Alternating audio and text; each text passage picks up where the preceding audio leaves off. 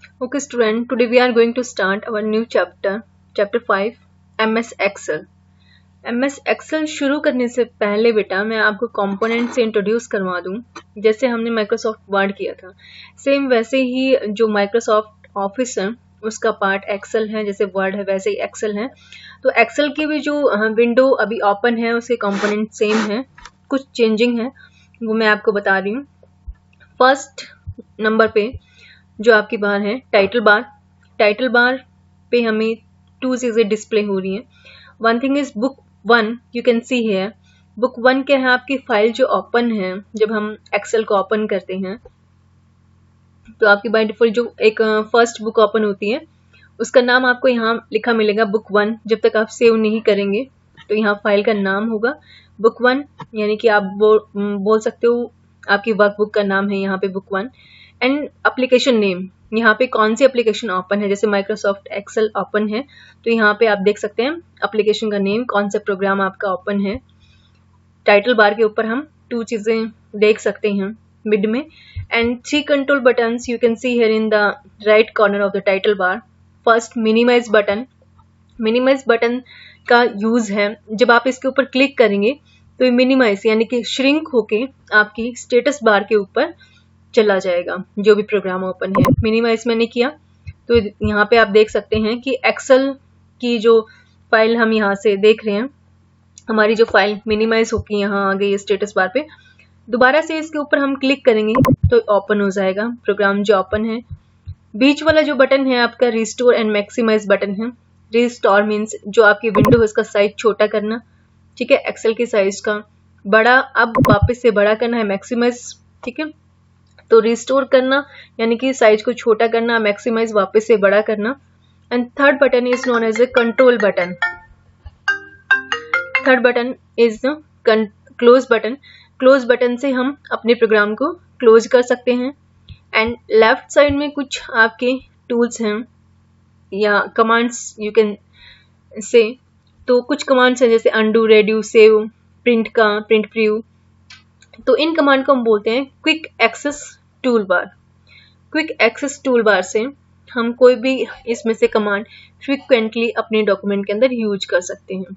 उसके बाद यहाँ पे आप देख रहे हैं home, insert, page layout, formulas, data review, view, ये सब हम इनको बोलते हैं टैब्स या आप मेन्यू बार बोलेंगे, ठीक है। पहले हम जो विंडो यूज करते थे उसमें हम बोलते थे मेन्यू बार, अब हम इनको बोलते हैं tabs. Home tab, insert tab, page layout tab, formulas, data review, view. उसके बाद जैसे अभी होम हमारा जो टैब है सिलेक्ट है, आप कोई भी टैब पे क्लिक करेंगे सिलेक्ट करने के लिए, ठीक है। अब होम टैब को वापस मैं सिलेक्ट कर रही हूँ। होम टैब के अंडर यहाँ ये एरिया जो आप देख रहे हैं इसको हम बोलते हैं रिबन, ठीक है। रिबन के अंदर हर टैब के अंदर अपना अपना अलग से रिबन होगा। जैसे मैं इंसर्ट के ऊपर क्लिक करूंगी तो यू कैन सी हियर यहाँ पे चेंजिंग हुआ है, ऑप्शंस कमांड्स चेंज हुए हैं, ठीक है। तो ये जो एरिया है इसको हम रिबन बोलते हैं। Ribbon made by groups. अब रिबन के अंदर ग्रुप्स बना रखे हैं, जैसे यहाँ पे आप देख रहे हैं क्लिपबोर्ड के अंदर ग्रुप बनाया एक, और इसमें कुछ रिलेटेड कमांड्स ऑप्शंस यहाँ डाल दिए। नेक्स्ट बनाया फॉन्ट ग्रुप, फॉन्ट ग्रुप के अंदर फॉन्ट से रिलेटेड, ठीक है, जितने भी फॉर्मेटिंग है उससे रिलेटेड यहाँ पे कमांड्स डाल दी। देन अलाइनमेंट का एक अलग से ग्रुप बना दिया। Then number. तो इस तरह से जो आपका रिबन है वो मेड बाय ग्रुप्स के अंदर क्या है आपके कमांड्स आप बोल सकते हैं, ऑप्शंस बोल सकते हैं। उसके बाद है जस्ट यहाँ इसके नीचे ये जो A1 आपको दिखाई दे रहे हैं ये है नेम बॉक्स, ठीक है। नेम बॉक्स का मतलब क्या है, जो आपका एक्सेल है, एक्सेल MS ऑफिस की एक एप्लीकेशन है, एक पार्ट है जो made by row and columns, जहाँ रोज एंड कॉलम्स इंटरसेक्ट करती हैं, यानी कि जहाँ दोनों लाइनें ये मिल रही हैं वहां पे एक रेक्टेंगुलर बन रहा है। तो इस एक छोटे से बॉक्स को हम बोलते हैं सेल। एक्टिव सेल क्या है, यानी कि देखो अब मैं कोई भी सेल, कोई भी बॉक्स सिलेक्ट करती हूँ तो उसका एड्रेस यहाँ चेंज हो रहा है। यू कैन सी है B5 का मतलब B जो आपका कॉलम है, B5 जो आपकी रो है। तो एक्टिव सेल का एड्रेस जो नेम बॉक्स है वो आपको शो करता है। After that you can see here formula जो बार है नेम बॉक्स के जस्ट नेक्स्ट और रिबन के जस्ट नीचे ये है फॉर्मूला बार। फॉर्मूला बार जो हम सेल के अंदर अप्लाई करते हैं फॉर्मूला, वो हम यहाँ पे देख सकते हैं। किसी भी सेल पे कोई भी आपने इंफॉर्मेशन लिख रखी है वो आपको फॉर्मूला बार पे भी सेम दिखाई देगी। मैंने यहाँ इस एक्टिव सेल के अंदर जो भी लिखा आप फॉर्मूला बार के अंदर देख सकते हैं, ठीक है। तो कॉलम्स क्या हैं जो डिनोटेड हैं by A B C D, these are known as the columns, ठीक है। जो वर्टिकली हैं ये कॉलम्स हैं, और जो हॉरिजेंटली यानी कि इस तरह से हैं ये हैं आपकी रोज। रोज डिनोटेड बाय काउंटिंग, जैसे 1 2 3 4 इस तरह से जो काउंट लिखे हुए हैं, तो ये हैं आपकी rows and these are columns. Total number of columns जो हैं आपके 16,384, एंड जो रोज हैं टोटल आपकी एक्सेल सीट के अंदर वो हैं 1 लाख के आसपास, 1,84,576, ठीक है, इसके आसपास। और जो एक सेल है उसमें आप लगभग जैसे 255 कैरेक्टर लिख सकते हैं। जैसे यहाँ पे जो मैं कैरेक्टर लिखना शुरू करूँ तो इनको बोल रही हूँ 255 आप कैरेक्टर्स लिख सकते हैं। And this is known as the, जो जहाँ मेरा कर्सर है अभी, ये है आपकी scroll bar, this one and this one, scroll bar. Scroll bar का यूज क्या है, जब हम अपनी सीट के ऊपर डाटा लिखते हैं तो उस डाटा को अप डाउन करने के लिए, लेफ्ट राइट करके देखने के लिए हमारा जो स्क्रॉल बार है, देखो मैं स्क्रॉल कर रही हूँ स्क्रीन को तो स्क्रॉल हो रही है, ठीक है। ये लेफ्ट राइट जो टू पार्ट्स हैं आपके स्क्रॉल बार के भी, वर्टिकल एंड हॉरिजेंटल। वर्टिकल जो खड़ा है, ठीक है, पेज को अप एंड डाउन करने के लिए यूज किया जाता है। Horizontal left and right use करने के लिए, पेज को आप लेफ्ट राइट करके देख सकते हैं। तो स्क्रॉल बार आपके 2 टाइप्स के हैं। After that you can see here seat 1, seat 2 and seat 3। ये क्या है, सीट टैब है आपकी। बाय डिफॉल्ट आपको एक बुक के अंदर, बुक 1 जैसे यहाँ ओपन है तो आपको 3 सीट्स मिलती हैं, सीट 1, सीट 2 एंड सीट 3। आप इससे ज़्यादा खुद क्रिएट कर सकते हैं एंड इसको डिलीट भी कर सकते हैं, किसी भी सीट को आप डिलीट कर सकते हैं। पर आपको बुक 1 के अंदर, एक बुक के अंदर 3 सीट मिलेंगी, ओके। और यहाँ पे इंफॉर्मेशन मिलेगी आपको स्टेटस बार पे रिगार्डिंग योर डॉक्यूमेंट और एक्सेल सीट के रिगार्डिंग यहाँ इंफॉर्मेशन मिलेंगी। फिर ये जूम एरिया है, यहाँ से आप अपनी विंडो के साइज को जूम करके देख सकते हो। ये व्यू है, जिस भी व्यू में आप देखना चाहते हो अपने पेज को। तो ये था आपका कंपोनेंट्स जो मैं आप क्लास में करवा चुकी हूँ। उसके बाद अब आप देखें जो आपका चैप्टर 5 है, थियोरेटिकल मैं शुरू कर रही हूँ। तो थियोरेटिकल क्या है आपका चैप्टर 5 MS एक्सेल में हम जो पॉइंट्स डिस्कस करने वाले हैं वो है जैसे स्प्रेडशीट, इंट्रोडक्शन की एक्सेल है क्या, 2010 क्या है, ओपन कैसे करेंगे एक्सेल की वर्कशीट को, सेव कैसे करेंगे अपनी एक्सेल की सीट को, रेंज ऑफ सेल्स से क्या मतलब है, एंटरिंग डाटा कैसे एंटर करेंगे सेल्स के अंदर, कौन कौन से डाटा टाइप्स हम यूज करते हैं एक्सेल में, कॉपी कैसे करेंगे, डिलीट कैसे करेंगे डाटा को, और जो एक्सेल है उससे एग्जिट यानी कि बाहर कैसे निकलेंगे एक्सेल से। तो कुछ पॉइंट्स हैं जो हम आज डिस्कस करने वाले हैं। First let me start your new topic, introduction. When every task in today's world is done fast and quickly. आज के टाइम में जो आपका कोई भी काम है बहुत जल्दी से किया जाता है, फास्टली किया जाता है। यहाँ पे किसी भी काम को बहुत जल्दी पॉसिबल किया जाता है ख़त्म करने के लिए। Nobody wants to sit late, कोई भी लेट नहीं होना चाहता। वाइल अदर्स आर एंजॉइंग, जबकि दूसरे एंजॉय कर रहे हैं, एंजॉयमेंट कर रहे हैं। तो उस टाइम तो कोई भी फ्री नहीं बैठेगा अपना काम छोड़ के। तो ये आज का हमारा टाइम है। You know most of the general task today's require calculations. अब देखें बैंक में है, जैसे स्कूल्स में रिजल्ट को लेके हैं, तो ऐसे कोई भी आप ऑर्गेनाइजेशन देख सकते हैं, कैलकुलेशन का काम जो है बहुत ज़्यादा होता है। बी इट सिंपल और कॉम्प्लेक्स। सिंपल भी हो सकता है और सिंपल मीन्स बहुत साधारण या जटिल हो सकता है, थोड़ा सा मुश्किल।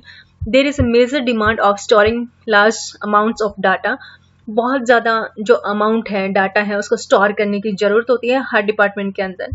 तो फॉर एग्जांपल उन्होंने एग्जांपल दिया है, जैसे बैंक है, बैंक के अंदर बहुत सारा डाटा होता है, जैसे जिनके अकाउंट्स हैं उन अकाउंट्स को मेंटेन करने के लिए तो कोई ना कोई एप्लीकेशन जो बैंक वाले हैं वो यूज़ करते हैं, कोई टूल यूज़ करते हैं, एप्लीकेशन टूल। तो जो टूल वो यूज़ करते हैं अपने डाटा को मैनेज करने के लिए, उन टूल में से है जैसे स्प्रेडशीट वो यूज़ करते हैं। स्प्रेडशीट का एग्जांपल है जैसे MS एक्सेल यूज़ करते हैं अपने डाटा को स्टोर करने के लिए। Practically take a look at the sample sheet of marks scored by student of a class. अब स्कूल की जैसे मैंने अभी बात की कि बैंक और स्कूल में, तो इस स्कूल में देखें जैसे डाटा को स्टोर करना होता है, तो यहाँ पे हमने एक टेबल बनाया। ये टेबल जैसे एक्सेल में अपने डाटा को स्टोर करने के लिए सीरियल नंबर डाला, फिर नेम डाला, कंप्यूटर में कितने मार्क्स हैं बच्चे के, मैथ्स में कितने हैं, जीके में कैसे हैं, तो एक स्कोर को इस तरह से तैयार किया जाता है। तो ये कैसे हुआ, रोज एंड कॉलम्स में आपके डाटा को मैनेज किया हुआ है। तो एक्सेल कहाँ कहाँ, जैसे बैंक में आपका एग्जांपल दिया हुआ है, स्कूल्स में, बहुत सारी कंपनीज में अपने डाटा को मैनेज करने के लिए, क्योंकि जो डाटा है वो टेबुलर फॉर्म में ज़्यादा स्पेस लेगा और नॉर्मली हम जैसे टेक्स्ट में लिखते हैं वो ज़्यादा स्पेस लेता है, ना ही वो इफेक्टिव होता है। तो अपने डाटा को इफेक्टिवली जब हम मैनेज करते हैं तो हम एक्सेल टूल का यूज़ करते हैं। नाउ स्प्रेडशीट, स्प्रेडशीट से मतलब क्या है, spreadsheet software allow us to store data in a tabular form.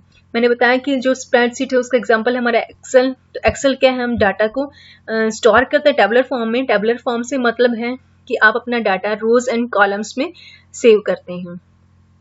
तो हम बाद में सेव करने के बाद अपने डाटा को मैनिपुलेट कर सकते हैं, यानी कि जिस तरह से हम अपना रिजल्ट चाहें वैसे बाद में चेंज कर सकते हैं। Spreadsheet resembles traditional reports in which data is entered and arranged in rows and columns। वही बोला गया है कि जो स्प्रेडशीट है वो आपके डाटा को रोज एंड कॉलम्स, जो बहुत पुराना मेथड है, उसी में रोज एंड कॉलम्स में अपने डाटा को स्टोर करने के लिए हमें हेल्प करता है। For example accounting worksheet which keep accounting data like expenditure, revenue. अब क्या है, जैसे खर्चा और जो इनकम होती है उसके बाद जो बचता है, तो सारी डाटा को कैलकुलेट करने के लिए हम एक्सेल का स्प्रेडशीट का यूज़ करते हैं। रोज एंड कॉलम्स बनाते हैं, एक तरफ एक्सपेंडिचर, बेनिफिट कितना है, रेवेन्यू, ठीक है, उसमें से सबट्रैक्ट करने के लिए, फॉर्मूलेज अप्लाई करने के लिए। तो हम स्प्रेडशीट को बहुत अच्छे से यूज़ करते हैं अपने कहीं भी किसी भी डिपार्टमेंट के अंदर। अब spreadsheet are widely used by various companies, यही बोला, स्प्रेडशीट जो है वो बहुत ज़्यादा कंपनीज यूज़ करते हैं।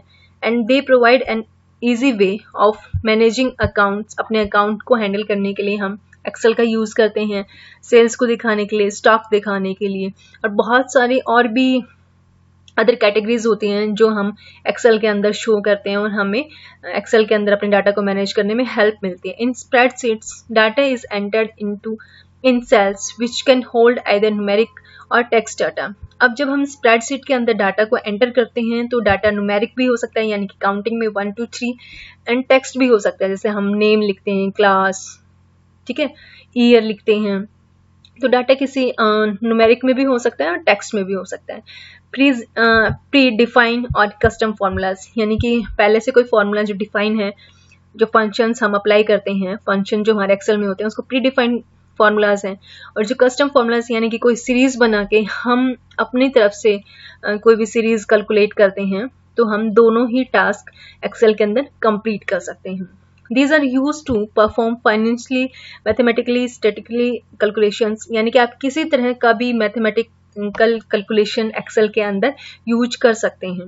There are many spreadsheet tools are available and widely used ones are, मतलब बहुत सारे स्प्रेडशीट टूल्स हैं जो आप यूज कर सकते हैं। उनमें से एक्सेल जो आज हम पढ़ रहे हैं, एक्सेल, उसके बाद है open office, lotus, 1 2 3, Google spreadsheet, ये सारे आपके स्प्रेडशीट्स हैं जिनमें कॉमन कुछ चीज़ें हैं जो अभी हम डिस्कस करने वाले हैं। लाइक वर्कबुक आपके हर स्प्रेडशीट के अंदर आपको मिलेगा। हमने अभी एक्सेल में देखा, तो जो हमारी फाइल है उसको हम वर्कबुक बोलते हैं, जहाँ लिखा हुआ था बुक 1। तो बुक 1 जो है वर्कबुक है, उसका मतलब क्या है, file is a file in A spreadsheet. एक फाइल जो स्प्रेडशीट के अंदर ओपन होती है उसको हम वर्कबुक बोलते हैं। जैसे हम MS वर्ड के अंदर जब एक फाइल ओपन होती है तो हम उसको क्या बोल सकते हैं, एक डॉक्यूमेंट, ठीक है, हम उसको डॉक्यूमेंट 1 के नाम से बोल सकते हैं। डॉक्यूमेंट 1 ही आपका लिखा आता है। सेम ऐसे ही एक्सेल के अंदर जब एक फाइल ओपन होती है तो हम उसको वर्कबुक बोलते हैं। तो वर्कबुक क्या है, आपका कलेक्शन ऑफ सीट टैब्स है ना, 1 2 3 सीट्स आपने देखी थी। तो जो आपकी सीट है वर्कशीट, वो क्या है, 3 थी एक वर्कबुक के अंदर, तो क्या हुआ, वर्कबुक कलेक्शन ऑफ वर्कशीट हो गया, ठीक है, जिसको हम वर्कबुक बोलते हैं। Normally A workbook consist of 3 worksheets. अभी जो हमने डिस्कस किया प्रैक्टिकल हम देख चुके हैं, इसीलिए मैंने आपको पहले प्रैक्टिकल करवाया था कि जो वर्कबुक है उसके अंदर 3 वर्कशीट हैं which you have seen, which can be opened by clicking on the corresponding seat tab. अब मैंने आपको तीनों सीटों के ऊपर जाके दिखाना है, सीट 1 पे कैसे जाएंगे, सीट 2 पे कैसे जाएंगे एंड सीट 3 पे कैसे जाएंगे। और ये भी बताया था कि कोई भी सीट हम इसमें से डिलीट कर सकते हैं, हम चाहें तो एक वर्कबुक के अंदर एक शीट भी हम रख सकते हैं, बाकी सब डिलीट कर दें। ठीक है, तो वर्कबुक आपको अच्छे से समझ आया। अब है वर्कशीट। वर्कशीट क्या है? मैट्रिक्स है। मैट्रिक्स क्या होता है? रोज एंड कॉलम्स होते हैं, है ना। रोज एंड कॉलम्स में आपका जो डाटा है लिखा हुआ होता है, तो made up of rose and columns. जो आपकी वर्कशीट है रोज एंड कॉलम्स से बनी हुई है। It interact with the user to store, organise and compute data.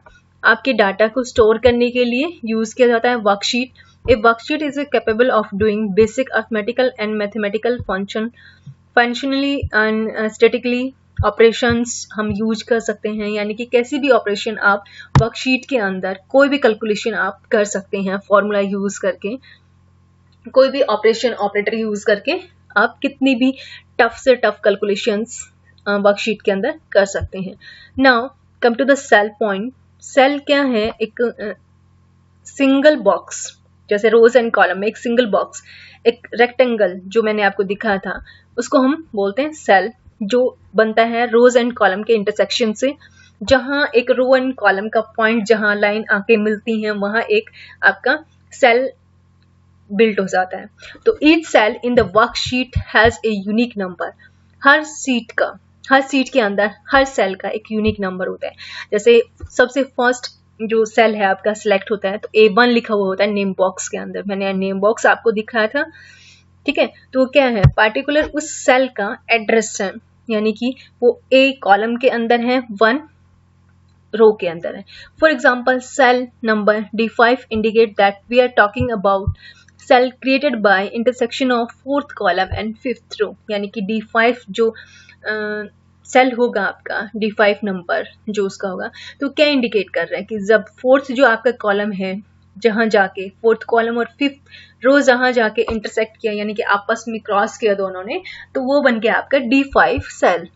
ठीक है, तो हर सेल का ऐसे ही एड्रेस होता है। Now rows number, row number are unique and these are used to address row. अब हम नंबर से ही डिनोट करते हैं रोज को, यानी कि 5th रो में हमें चेंज करना है, 7th रोज में चेंज करना है, तो जो रोज हैं वो हमें इंडिकेट करते हैं address of rose. For example 1 2 3 and so on.